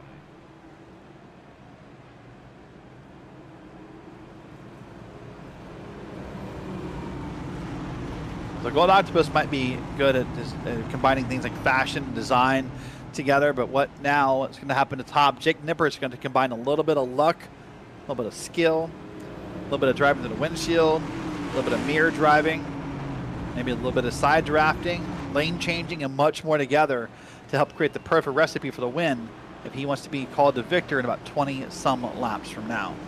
Nipperis, Schlosser, 1 and 2. They will come around towards turns 3 and 4. Lesko, McKinney up front as well. So you got 2 veterans leading, 2 rookies pushing. That is quite the recipe. Yep, it is quite the recipe, but when it gets down to this point in the race, it is what it is. You can't craft, you can't pick your teammates, you can't pick who's around you. You just got to work with what you got. Pace car is down. Nipperis waits into that restart zone. He'll step on the gas pedal, and here we go back to green flag racing. Not everyone got the memo. Some drivers jumped the gun at the back end of the field, but they're able to check it up before we get to another big incident. So 19 laps on the cards. Kulikowski looking low, and he's going to force McKinney up to the top side. See a car in the bottom coming off the pit road. He'll stay down there. All is good. Meanwhile, up front, we're going to get racing. Now, here's the thing. You mentioned how it's more likely to see more cautions because this right now is go time. Aggression is the only item left on the menu in this restaurant. 18 laps left on offer. It is double file up front. Rookie versus veteran as Lesko looking to lead his first laps of his Highline Diecast Speed Cup Series career from the top shelf. And the problem with the 18 laps, now 17 at the moment, is how fast they happen. 30 seconds a lap. That means we're literally 8.5 minutes away from finding a victor under green. That means you do not have time to hang out. You do not have time to wait for something to happen. You have to make something happen in these 8.5 minutes. 2 lines even up, 10 rows deep as the top 20 continue to pull rank with one another up and down throughout the field. There goes Major. Saw him fill the hole on the top side between Josiah Vincent and Ethan Amberg. Schlosser and Lesko continue on up at the head of the field as well with the 400 and the 17. McKinney and Nipperis still running back in 3rd and 4th, while Christopher Darling rounds out the top 5, 3rd on the outside groove. That top lane for the first time tonight, Nolan, looked really, really, really connected. Look, there's almost no gaps between your top 4 or 5 cars. They're starting to push. And finally, when it matters, this lane has gotten moving as the lights are on at EchoPark.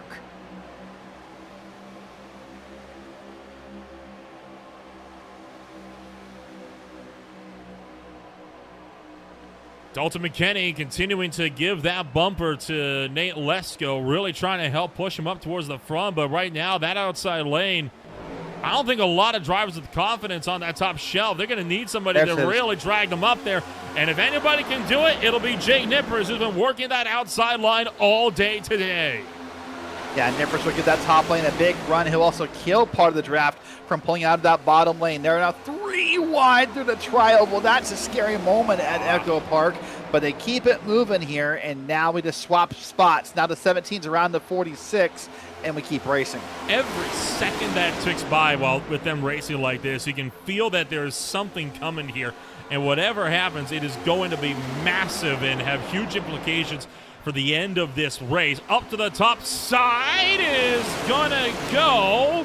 Can't quite tell who that is in that orange car, but the top side is the 18 of Bryce Hedgecock trying to make a run up on the top shelf. The 18, we haven't talked about him much today. Another one of the rookie contenders making ground up on the high lane. Boy, that car is falling back fast up top there. Man, went from being a top maybe 5 car to now maybe being a top 15 car when all is said and done. Meanwhile, up front here, there is a caution. And it's for Hedgecock, Geertzma, and more. All around to the back end of the field. Geertzma slides to a stop on the inside. And I believe this yellow will put us to under 10 laps to go when we go back green. We'll wait and see what happened here. I could hear the car slide. That's why my voice kind of paused for a second. I could hear it, but I couldn't find it visually. And then eventually that caution came out and gave us a moment to find it on the track. So we'll wait and see how we reset this field here. It's going to be with Nippers leading, by the way. But here's the replay. Watch up top. That's the car that was falling back in our replay machine, or in our live view a moment ago. And what happens here? Geertzma, comes down. Yeah. That's a different spot, by the way, of getting loose, and then it's up in front of the car as he goes, and that likely ends a couple more cars evening here just a few laps ago. But that was a different spot to get loose. That was more so into 3. That was kind of different. Brian Geertzma just came down on, Brian Hedgecock just came down on Ryan Geertzma and sent them both hard into the outside wall. This is yellow number 7 on the day. Tyler Cadd with a black flag as well, I believe. Possibly an into the limit. Geertzma definitely has one for that. Sean Cox also into pit road now with a black flag. I like this. Assuming these guys are down here for actual pitting, assuming anyone has any tires left, I like this call. We're going to be about, I'd say 9, maybe 8 laps to go when this green flag comes back out. If I had any tires left, I'd come use them right now. Because unlike Daytona or Talladega, tires matter. Grip matters at this track. And so I would come use whatever I had. I wouldn't pit from the front. Because I look at my timing and scoring, I show 24 cars on the lead lap. If I was P18 on back, probably, I'd come use whatever I got. See, normally I'd agree with you. If it was really any other mile and a half, I'd agree with you. But I don't agree with you here. I think the move is to stay out right now. And the reason why I think that is because you had Tyler Cadd stay out on 20-lap-old tires earlier on in the race, right? It's not too far off what some of these guys are running now. Sure. It took 30 laps for him to drop to the tail of the field. You don't have that kind of time anymore. But if you're P18 and there's only 24 in the lead lap, what do you possibly have to lose? Fair enough. If you're at the back of the field, go for it. Right. Yeah, that's what I'm saying. P18 is about as far back as I'd want to be and make this move. 17 on ahead, I get why you don't want to do it. I get it. But if I'm in the back, why not try something, man? Why not try something different and try and make it work? Lights on the pace car are out. We're going to go green with 9 laps to go at EchoPark. It's Nippers is up there. You got Lesky's up there, McKinney, Schlosser, and many more still involved in this race. And it's just a wild card. Who knows? But I mean, it's very possible our winner is not in this camera shot right here. That I might have to agree with you on. I mean, we'll see. It could go either way. There's an equally great chance that the big wreck that settles this winner happens behind the leader, and it just happens to be whoever's left at the front.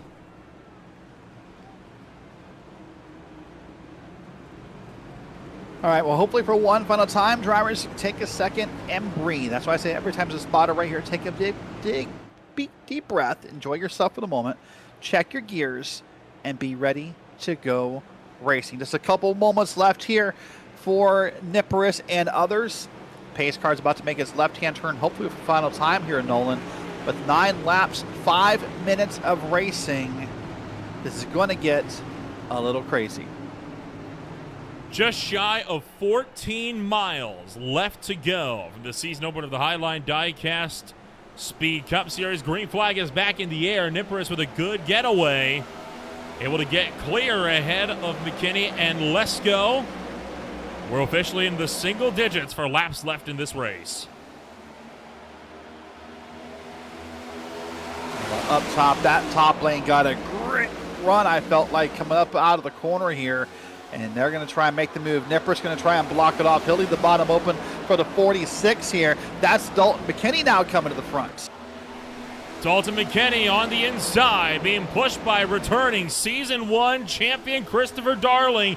And boy, for Darling, what a story it would be to come in after having to take a leave of absence at the end of the 4th season to winning the season opener on your return. 8 to go now, and he's wanting to look for 3 wide. Want to look for anything he can find here. Nipper's doing a great job at that top lane, though, keeping that momentum built up there. And right now, it's just a dogfight. Nipper's almost back to the bottom here, and he's kind of control both lanes, trying to be the Pied Piper of EchoPark.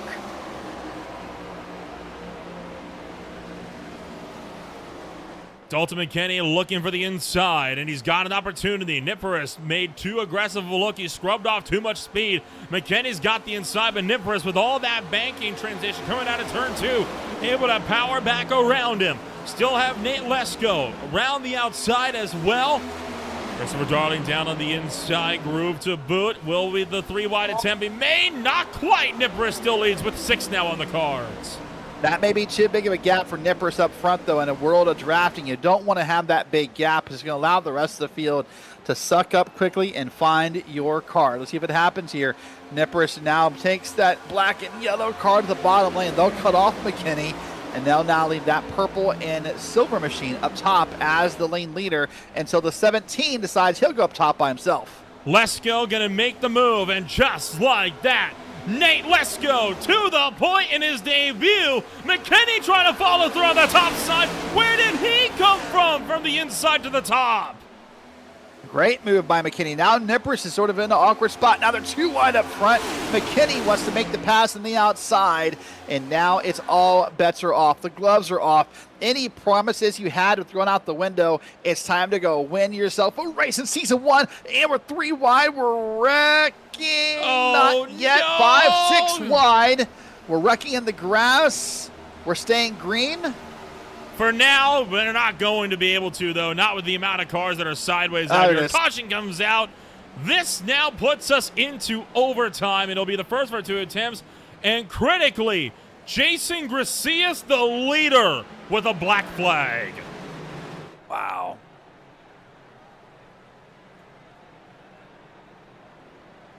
Wow, wow, wow. And Dalton McKinney yet again getting sent around. He almost went around to kick off the latest yellow as well. And this time, I think it's safe to say he got fully sent around this time. 6 wide here. He definitely got a little bullied there. Got a bad bump through the corner. Kind of uses 17 to right himself. And all the checkups start here. He comes back down the track, and he's trying to gather the car up right here. And right here, they're 6 wide. This could not last. This was not going to last at all. McKinney's down to the grass here. Agnello is going to stay off of pit road. Is he going to avoid that black flag? He is. That's a good spot for him. And there's just too much wrecking back here. The yellow had to come out. Yeah. So we'll be ready to go into Speed Cups here. Overtime, I do believe. It will be overtime. First of 2 attempts.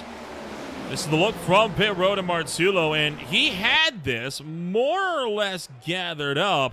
It's really right here when he strikes the other part. Look at how high the back end of the car there lifted off the ground. And this right here, that bump seals the deal. When it lands off angle, and he was going around from there. There was nothing he could have done about it.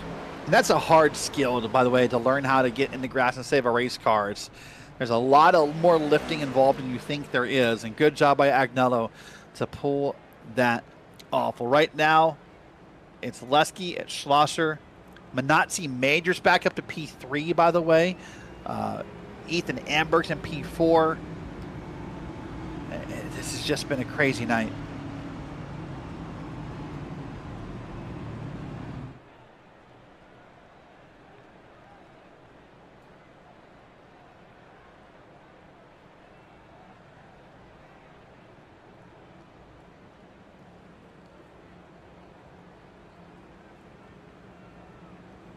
Overall, the racing tonight has been intense. It's been a sharp contrast to as to what happened from the start of the race into what it has become, right? And I think at this point, if you're these guys, you're talking a race of survival. I think that's a good word. Survival has been the key tonight. I mean, it's just we made the joke earlier, and it's only gotten more true. We just, you know, having the list of cars involved in a wreck, just have that list of cars and not. And I don't know if there's anyone actually left that hasn't in some way somehow been involved in one of our 9 caution flags that have come out this evening. So, all right, green-white checker is going to happen here. So let's recap. If maybe you're new, maybe you got a relative, a friend, or someone you know in this race, we're going to come around. We're going to take the green flag. That we agree on. That's definitely going to happen. What happens from there, we'll see. One of two things happen. We race it around and we take the white flag. If that happened, all bets are off. We're going to race it around and we are done. If we cannot make it to the white flag, the caution flag comes out again, and we'll rack it up one more time before having our final restart of the evening. So right now, if you're Nate Lesky in some form, you're kind of hoping for a quick yellow and then maybe another quick yellow, and you kind of wrap this up and call it a night. If you're anyone other than Nate Lesky, you need this race to stay green. Green flag will be coming out this time by as racing action is set to continue on. Lesko with the lead. And now the big ticket question, with that damage on the right front, is he capable of hanging on for just another 3 miles to seal the deal? Well, and the benefit he gets here across either this one or if needed both restarts is he is the control car. He decides when this thing goes and what happens here. He controls if he wants to step on the gas pedal early and get it moving. He controls if he wants to kind of check up the field and make a wait for the green flag. It's his decision right here, right now. Green flag back in the air as Lesko pulls clear for the race lead. Manazzi Major alongside him. Schlosser tucks in line. Major's going to push Lesko to the point. If anyone can upset Lesko's run, it's going to be Major. Lap and a half to go. That we agree on. It's Major, I think, who poses the biggest risk here to the leader. We'll see if when Major wants to pull out here. I suspect it's not so after the white flag, by the way. They're checking up big on behind here. Nazi Major might lose his chances. He pulls up right there. White flag is out. All bets are off. Let's go racing. One more lap as you wreck in the back. Big crash back into the field. Multiple cars going around. Up in the front. It's still Manazzi Major pulling clear, trying to see if he can seal the deal. Schlosser looking for his race win, trying to go up to the top side. A 4-car tandem. Schlosser's to the inside. Schlosser trying to make something happen down low. Major trying to pull back around to the top side. Drag race to the stripe. Under 1,000, and it's going to be green wide. Major sneaks it at the line by 11. Now I think he holds on. As holy cow, say goodbye to the vocal cords. Manazzi Major takes another one. 11 hundredths of a second is what Manazzi Major wins this race by. He led the first part of the race. He fell back in the middle, but he rose to the top on the lap that mattered. Holy crap. Congratulations, Manazzi Major. That was absolutely insane stuff there from Manazzi Major, taking win number 3 of his Highline Diecast Speed Cup Series career and kicking off his season strong with an offensive run at the title. Well, I think it's time to have a nice, refreshing moment for the Sprite car. Number 82 of Manazzi Major comes home a winner.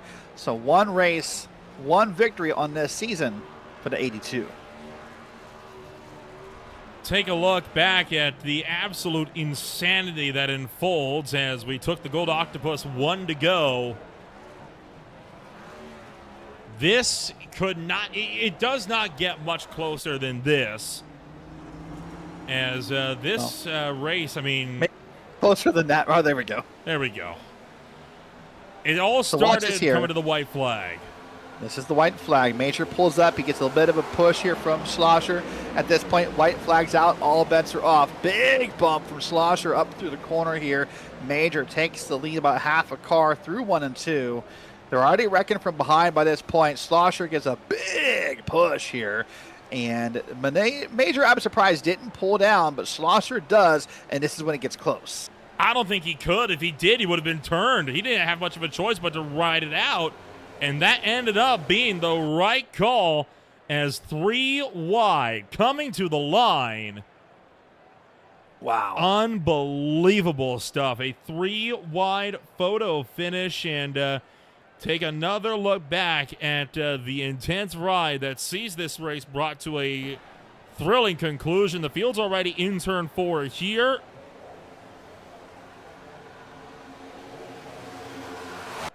And right about there, that is your margin of victory by a bumper. And, buddy, if we play this through, it's up to P14 from 1 second from now. That's how grouped up these guys were. And it's just going to get crazy and crazy and crazy. Unbelievable. That's them at all 14. That's, wow. That's 11 hundredths of a second. That's, wow. What a way to kick off the season. Talk about making an entrance to season number 6 on the day with a 3rd race win for Minotzi Major. Let's take a rundown of your official post-race results. After 132, Major takes the win. Schlosser comes on 2nd. Nate Lesko in 3rd. Nick Kaufman will finish this race up in 4th with Joy Barrett in 5th. Ethan Amberg in 6th. Garrett Austin, James Goodwin, Josiah Vincent, and Dalton McKinney round out the top 10. By the way, we're still within that 1 second range, half a second right here to P11 and Corey Hutchinson with Adam Kulikowski, then Mark McFadden, Scott Leonard, all here. That's the end of your 1 second mark.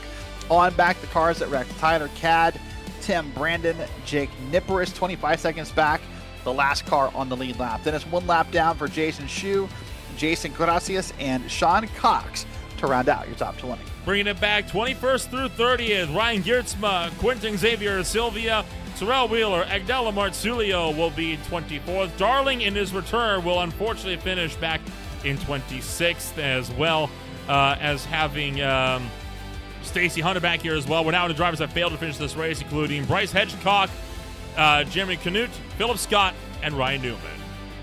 Back in P31 to round out the field, Brandon Finley, Jeremiah Vincent, 31st, 32nd. Then it's Dan Hausman, who led a few laps, with Justin Malello, Austin Wingard, Johnny Ray Williams, William McKellar, and Tyler Bowling to round out a 38-car field at EchoPark Speedway. What an incredible journey from start to finish. Let's get a trip now and get a chat in here with all the drivers that finished this race, numbers 1, 2, and 3 here this afternoon. And we'll start things off first and foremost with Minotzi Major, the victor on the end of a 3-way, 3-wide photo finish by 11 thou. Minotzi, you take your 3rd win. Talk us through the afternoon. This was a doozy of a night. Yes, sir. Man, it was such a great race.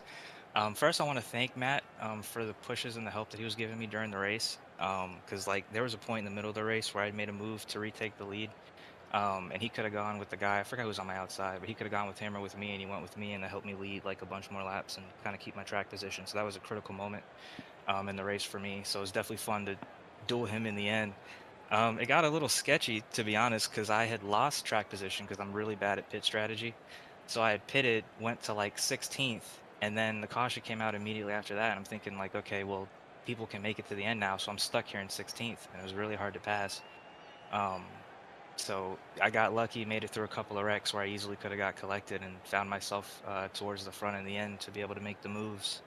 And then on the last lap, I always wanted to get up to the top going to the final lap. That was the plan, so I'm lucky that that worked out.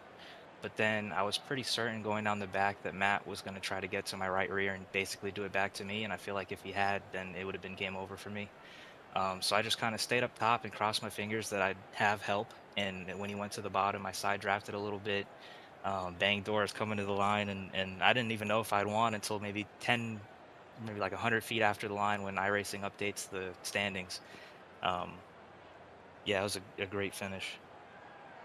You've been running here for quite a little bit now at this point, and at this point in time, you've gotten 3 wins on the cards. You've proven you can run up front with the best of this league has to offer. At what point do you think you're going to be seeing this 82 car go for a title run? Will this be the season? I hope so. I feel like I get close every year, but like the competition just keeps getting tougher and tougher and tougher every year. And it looked like the new guys in the league that have joined this season are really good as well. Like just the way the race went today, I thought it went really smooth. Everyone was really respectful. There's a lot of returning guys from last season. I know Cosmo wasn't here tonight, but he'll be back at some point. It seems like Ryan Shelton might come back at some point. Like it's just top to bottom. It's a really tough league. But I do feel like I can make a run for it this season. Also, I'm like really excited because the two main goals I've had for myself in this league is to win a title and then also to win a plate race. I know that sounds kind of silly because there's a lot of luck that's involved, but I really do take a lot of pride in plate racing. I grew up like really close to Daytona, so that's the type of racing that I grew up watching, and I have like a strong affection for that style and for the art form of it. And there's a lot of luck, but I do think there's a lot of skill. So I really do care a lot about how I do in the plate races, and I'm really proud to finally be able to break through and win one of these. Overall, congratulations on taking your 3rd win of your career, and of course, a strong way to kick off the season. We'll see you next week when we go racing for more. Appreciate it. And real quick, I'll shout out Twisted Steel, Steak Appeal, Beer Street General, Bow Ties, Highline Diecast Collectibles, and y'all at Green Flag TV. And thank you as well. That was Benazzi Major coming home number 1 on the day. Derek, it's been a long time since we've had the chance to talk to Matt Schlosser. You are standing by with the driver that takes his first ever Speed Cup Series podium. 11 hundredths of a second is just how close he was to getting a win. Matt, what are your thoughts right now? So close. That was really fun, though. Really good race. Was able to stay up front most of the time. Dodged all the craziness and wrecks. And yeah, thought maybe I had it going into turn 3. I was able to get to the inside and almost clear Minazzi, but yeah, he just did a really good job hanging on to my right rear corner and pulled me back. And then yeah, we were just side by side going to the line, and I think the outside was always going to be a little bit better there. So it was a good, really good finish, and congrats to him. That was a lot of fun. So hindsight's 20/20, as the saying goes, and I have to ask you, I'm sure you've looked back at maybe some or all of this last lap. Is there anything in hindsight you say, hey, I could have done that better, or do you think that's everything you had? I don't know. I don't think there's a whole lot I could do differently. I think maybe if I had like tried to be a little lower on my entry into turn 3, but I think I was already pretty close to the line. But yeah, I mean, honestly, I think that's one of those where I think I'm okay with it, because I'm not sure what could have been different there, unless it's something I'm not seeing. But yeah, I think that's just kind of like drafting track racing. You make your move, and you're usually going to be side by side, or someone's going to get a run, and can't control all of it. Wow. Well, listen, now the challenge is we go from one of the faster tracks on the schedule this season to one of the smallest tracks on the schedule this season. Next week, we end up at North Wilkesboro, a complete opposite of what happened tonight in many ways. What's your outlook for the race 1 week from tonight? Yeah, that's a track I enjoy. So hopefully can have a good run there. It should be a fun race. So yeah, I like. I'm not sure if it's the old one or the new one, but either way, I'm cool with it. So hopefully it's another good race there, and yeah, should be a good race. All right, buddy. Well, listen, it's always a pleasure watching your race here in the Speed Cup Series. Anyone you want to give thanks to or give a shout out to? Yeah, just want to say thanks to the guys who organized the league and put everything together. Appreciate all the work that goes into that. Shout out to everybody I was racing around. That was really fun racing. Pretty clean, pretty tame for Atlanta. This track's pretty crazy, so I feel like everyone did a pretty solid job. So yeah, it was fun, and thanks to you guys for broadcasting. And yeah, I think that's it. All right, buddy. Well, listen, again, congrats on 2nd place, and we'll see you in 1 week at North Wilkesboro. All right, thank you. And rolling forward now, it is Nate Lesko coming home to take a podium in his first ever start with the Highline Diecast Speed Cup Series. Talk us through the afternoon here, because this has got to be a special night for you, right? A podium in your debut. Not many drivers can boast of that feat. Yeah, I'll take it. I wasn't really expecting much coming in here, but definitely third place I'll take. Talk us through that green-white checkered attempt, because you really had to work for it to stay up front. And while you're at the end of a three-wide photo finish, consider how you were ganged up on coming to the white flag. Easily could have been a worse position for you. Yeah, I kind of felt like a sitting duck there on the last restart, just being up front. There's going to be no way to, I don't know, no way, but it's going to be difficult to keep the cars behind me that want to get around. So, I managed to hang on, and yeah, definitely could have been worse. Could have had a train of 5 more go by me. Felt like I dipped below the white line coming to the flag, so I kind of backed out of it. So hopefully I don't get a penalty. But yeah, let those guys race it out, and it was a close finish up there. Overall, let's talk about the big plans for the season. You're part of a big batch of rookies coming in for season number 6 here. You've got quite a few teammates as well, as I understand it. What's going to be the game plan? What are you guys hoping for the coming season? Kind of feeling out the league right now. This is a good race to kind of see what it's all about, really. And I don't know. Hopefully, it'll settle in shortly here. Looking forward to North Wilkes-Barre, and it should be such a change from this track. But no, I like that track, and I don't know. We'll see where it goes. Well, you can't say you didn't start off the season with a bang by making a statement here with a podium. Congratulations on your first ever podium and your first ever start, and we'll see if we can follow it up with him when we go short track racing next week. Sounds good. Look forward to it. Nate Lesko brings the Mellow Yellow Camry home number 3. And Derek, that is going to be it then for our Bow Ties post-race show here this afternoon. Of course, Bow Ties great for all ages. No tie, no strapping. Just tie it over the top button for sure and go. Get yours today at bowties.org. What a way to close out the opening race of the championship. And I think this is proof that we're in for yet another wild season. What an amazing night. Nothing left on the table. Everything you could ask for. Some beating, some banging, some drafting, and a close finish wraps up this exciting night at EchoPark Speedway. Wow, what a great run. If this is what this season is like, I'm in. I'm in. Just take my money right now. I'll buy all the tickets. Plenty of action still yet to come up as well when we go racing next time on Green Flag TV. We'll be at the Blaze Palace Truck Series at the Pocono Raceway this coming Sunday. Then the High Tide Raceway is back for more Lime Rock Park on Monday, followed by the Silver Fox Racing Late Model Championship at Thompson Speedway Motorsports Park. PSR and Speed will be back with a doubleheader at North Wilkes-Barre Speedway next Wednesday and Thursday, along with the opener of the Beer League. If you want to find out more about who we are and what we can offer you, check us out today at www.greenflag.tv. Once again, my name has been Ola Rempel alongside Derek Watson. Thank you all so much for joining us. It's been a wild afternoon. It's going to be even crazier next week when we go to North Wilkes-Barre Speedway. We'll see you all then when we go racing for more on Green Flag TV.